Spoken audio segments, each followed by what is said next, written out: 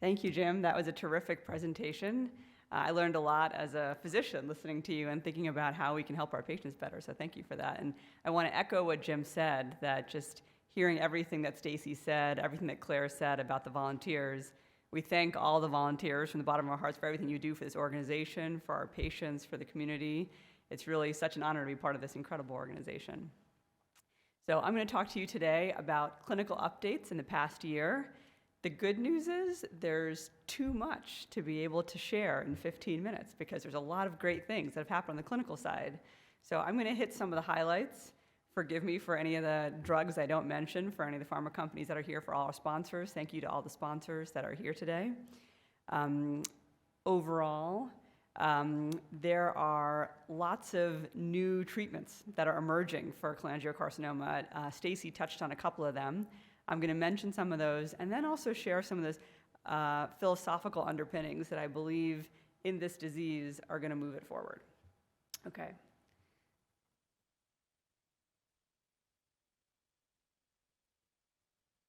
These are my disclosures. So anyone who's seen me lecture before has seen me do a slide like this before, which is back when I was a fellow, this is what the landscape of cholangiocarcinoma looked like. There were very few birds on the wire. There weren't a lot of oncologists studying it. There weren't a lot of trials for patients because patients with cholangiocarcinoma were bucketed in with patients with pancreas cancer or hepatocellular carcinoma for clinical trials. And fast forward a little more than a decade, and this is what the landscape looks like. There are a lot more birds flocking to the wire. There are a lot of oncologists, pharmaceutical companies, advocates, just people who are really interested in making a dent in this disease. And if clinicaltrials.gov is any indication of how much interest there is in curing this disease, you can see that the number of clinical trials has more than tripled over the last decade. And what's the reason for this? So one of the main reasons is that there are actionable targets in cholangiocarcinoma. You know, we used to only think about the biliary tract cancers anatomically as intrahepatic cholangiocarcinoma, extrahepatic cholangiocarcinoma, gallbladder cancer, and periambulary cancer. And now we're learning to segregate these diseases into different molecular buckets. And we've seen precision oncology make a big difference in lung cancer, colon cancer, melanoma. And now, over the last couple of years, we're seeing it make a big difference in cholangiocarcinoma. And the other thing is we're partnering with our scientists. And so there are many patients who generously donate some tissue when we do a biopsy, or some people, when they pass away, their family members donate their body to science, and we're able to make models. And so instead of throwing spaghetti at a wall and seeing what sticks, which is taking drugs that sometimes work in other cancers and just seeing if it works in cholangiocarcinoma, we're now able to make models where we test those drugs in the models first and then have more rational clinical trials that have a better chance of helping patients. So whenever I see a new patient with cholangiocarcinoma, I often sit down and draw these 3 buckets on a piece of paper. And I say, the way I think about cancer care for cholangiocarcinoma, I see David nodding his head because I did this with Sarah several years ago. You know, I draw these 3 buckets, and these are the 3 types of treatment that I think about for systemic therapy for cholangiocarcinoma. Regular chemotherapy, targeted therapy, and immunotherapy. And so I'm going to talk about an update in each of these.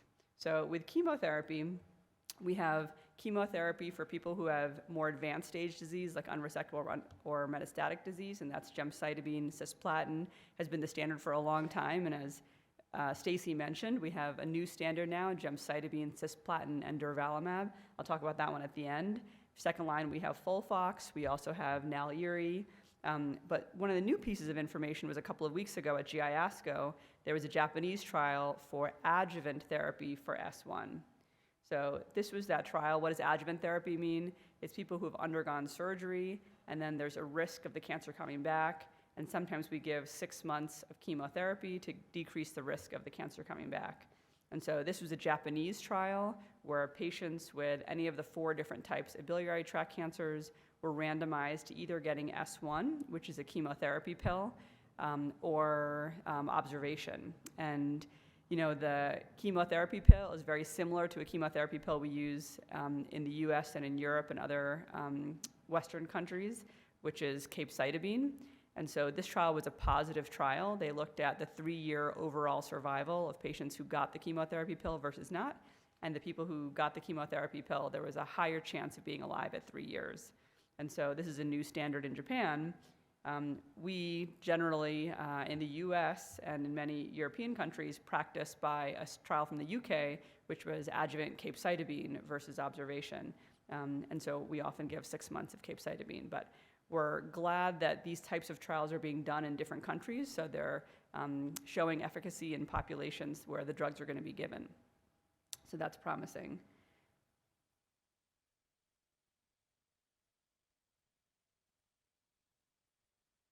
Another trial, another study that's being spearheaded by the Cholangiocarcinoma Foundation is trying to understand who we should be giving adjuvant therapy to in people who have biliary tract cancers that have been resected. So in about 100 patients who get resected, it's hard to determine who is actually going to benefit from going through 6 months of chemotherapy. So there's a population of patients in gray who are just cured with surgery alone. The percentages here they vary by what stage people are when they undergo resection, but there's a population of patients who are cured just by surgery alone, and then there's a population of patients who are going to recur. And the people in yellow, and again, the percentages are less relevant than the concept here. The people in yellow are the people that you can actually cure with giving them chemotherapy. So when I see a patient after surgery, we have this conversation that someone could be in one of 3 buckets. Either you had surgery, your cancer is totally gone, anything I give you now is only going to potentially harm you and it's not going to help you because your cancer is never going to come back. Or you're in the bucket that you have 10 cells floating around, I give you 6 months of chemotherapy, we convert you from not being cured to being cured. Or there are 100 cancer cells floating around and you do 6 months of chemotherapy, you do everything I ask you to do, but unfortunately the cancer comes back despite doing 6 months of chemotherapy. And so we're trying to figure out who are those people in the middle, in the yellow people, who if you actually give them chemotherapy, you can convert them. And one of the ways we're trying to do this is by doing liquid biopsies, so doing ctDNA studies. So Samik Roy Chaudhary from Ohio State, Kabir Modi from Mayo Clinic, there are a variety of people who are working on this, but one of the amazing strengths of the Cholangiocarcinoma Foundation is this ability to bring people together and do things that are hard to do as one institution, having everyone collaborate. And there's an effort to collect blood after surgery to figure out if you have some circulating tumor DNA in your blood after surgery, is that going to be able to predict if you're going to recur? And there's certainly some data in colon cancer where that's been effective. So we're going to see if it can be effective for cholangiocarcinoma. So next, targeted therapy. The way I think about this and describe this to patients is, DNA is the instructions of life. We all have DNA in our cells, and sometimes there are spelling mistakes in those instructions, and those spelling mistakes are mutations in the DNA. And so the big thing that we do in cancer care these days is we send the tumor biopsy to the lab, we figure out are there any spelling mistakes or mutations, and then if we do find a mutation that is potentially driving the person's cancer, we can give them a pill or an IV drug that hopefully shuts down that pathway. And so there are a variety of different alterations that have been seen, including FGFR2 fusions, IDH1 mutations, BRAF mutations, HER2 amplification mutations, NTRK fusions, RET fusions, PIK3CA mutations, MAP kinase pathway mutations, and more. And so this is what I was saying earlier about how we normally used to think of things anatomically, and now over time we think of the different anatomic subtypes by mutation as well. And there is a campaign, which used to be called Mutations Matter. It's actually been updated to be called Biomarkers Matter, for patients to really take into their own hands the importance of asking their oncologists to get their tumor genotyped to figure out if they have one of these spelling mistakes in their tumor that we can target. And the onus is on us as oncologists to offer that to all patients, especially because now they're FDA-approved therapies. The truth is a lot of people don't know a lot about cholangiocarcinoma, and so we're also trying to educate patients so that people go to their oncologist and ask for this. And so there are a lot of different types of trials that we can study mutations, different targeted therapies in cholangiocarcinoma. When you have an alteration that's somewhat common, such as FGFR2 fusions, IDH1 mutations, and intrahepatic cholangiocarcinoma, you can have trials that are specific for those targets. When you have more rare frequency for the mutations, then we do basket trials, and I'm going to talk about a trial for HER2 amplified biliary tract cancer.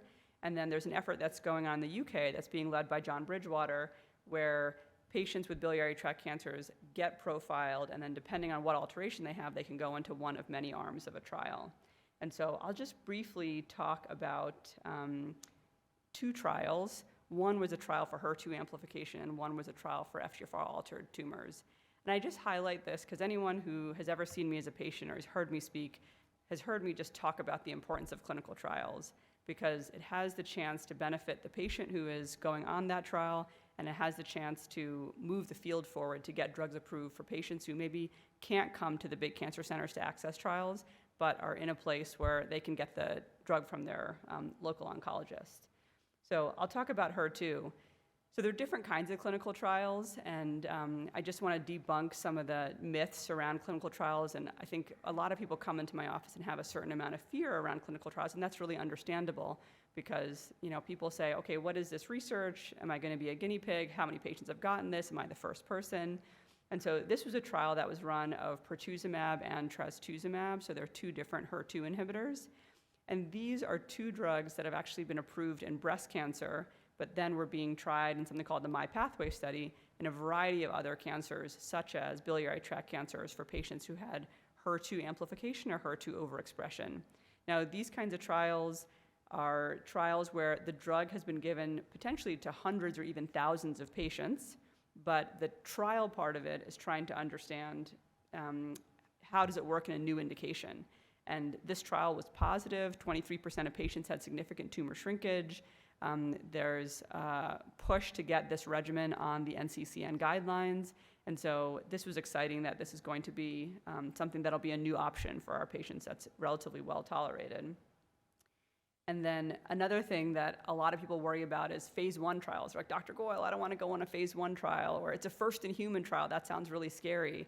And we can understand that because unlike gemcitabine and cisplatin, where thousands and thousands of people have gotten those drugs, so as oncologists, we can say to you, these are the side effects you're going to have. With a first-in-human trial, we can't always say that because maybe you're patient number 2 or patient number 20 that's getting the drug. Oftentimes, these drugs are not necessarily first in class, but they're first in human, meaning we have experience with other drugs that are similar.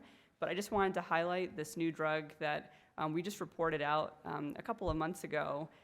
It's a trial that is a FGFR2 specific inhibitor, and I just want to highlight one patient story, and it is this young man who was 35 years old who had a tumor that was unresectable, and then he went on this first-in-human drug, and it was in dose escalation, and he had 83% shrinkage of his tumor, and he ended up going to surgery. I hope he's listening, and I hope he's doing really well. He went to surgery in September, and I hope that he continues to do really well. And this is, the benefit of going on trials is you get a drug before it gets FDA approved. Sometimes it takes years for a drug to get FDA approved.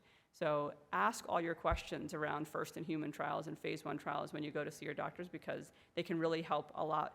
And I think also a lot of oncologists don't do phase 1 trials, sometimes feel like, oh, phase 1 trials, the response rate is 5%. But as I was saying, we now have these models. We now have this way of interrogating tumors to figure out what's the mutation, the spelling mistake that's driving the cancer. So clinical trials are now, the phase 1 trials are having much more efficacy than they used to. And then finally, immunotherapy, and this is the trial that Stacy was talking about, TOPAZ-1. It was a combination of gemcitabine cisplatin plus the immunotherapy agent durvalumab compared to gemcitabine cisplatin alone, and then patients got placebo. And so I also bring this trial up because it's a placebo-controlled trial, and understandably people feel very nervous about getting placebos. In this trial, people get active treatment. They get gemcitabine and cisplatin, but half the patients get this additional drug, the immunotherapy. But the truth is, when we do a trial, the reason we're doing it, there is equipoise. We don't know if that drug is going to benefit patients or not. So in this trial, it was positive, and Dr. O is going to be here later to talk about it. But I just want to point out, all the way to the right of the slide, you see at 24 months, 25% of people were alive who were in the durvalumab arm compared to 10% in the gem-cis arm. And so there's a tail on this curve where there's a population of patients who are getting significant benefit at 2 years, even though the actual difference in median survival was not too different, but we're encouraged by these data, and this is the new standard. And so now there are a series of different options for Plan A, gemcitabine, cisplatin, durvalumab. We're awaiting the results of the trial that Dr. Schroff is running. It's the SWOG 1815 study of gemcitabine cisplatin Abraxane versus gemcitabine cisplatin. It's the first randomized phase 3 trial to be conducted in the United States. We're very excited to see that readout. Gemcitabine cisplatin, of course, and then frontline clinical trials. And for Plan B, C, D, and E, we recommend every single person has biomarker testing to see if they have any of those mutations, and then we have a series of other treatments and, of course, trials.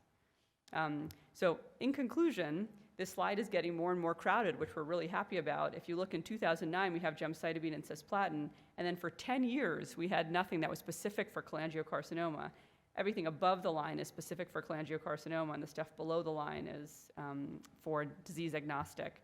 And you can see it's getting crowded up there, and that's what we want to see. There are a lot of different options now for patients with cholangiocarcinoma. The last thing I wanted to do, I think it's not on here, but I'm going to try. I'm just going to read a quote. I'm going to grab my phone real quick if we have